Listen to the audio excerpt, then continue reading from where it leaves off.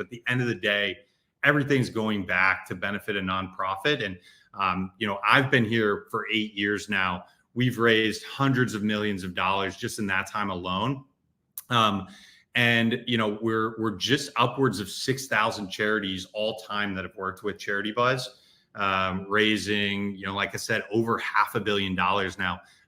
These charities that we're talking about today, there's a few of them in this auction. Inspiring Children Foundation is an organization we've worked with for a very long time. They're out of Nevada.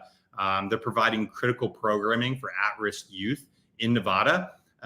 Women in Film, another excellent charity. There's also Samuel Waxman Cancer Research Foundation is in here. So funding to prevent and even find ways to cure cancer. It's really amazing, the cause that we worked with. And it's great too, because, Charity Buzz enables any nonprofit, large or small, name brand or not, new or old, established or not, to be able to find ways to tap into our audience. And I think that's what sets us apart too, is, this idea of not only raising money, but cultivating this new audience of donors. It's a big thing that's on charities' minds these days, is like, how are we going to find that next generation of donors who are going to help us have this impact on our mission? It's really tricky, as I described at the top of this interview, for nonprofits to do that these days because of how much competition there is out there. And I think the great thing about Charity Buzz is we're sort of eliminating that competition, right? It's like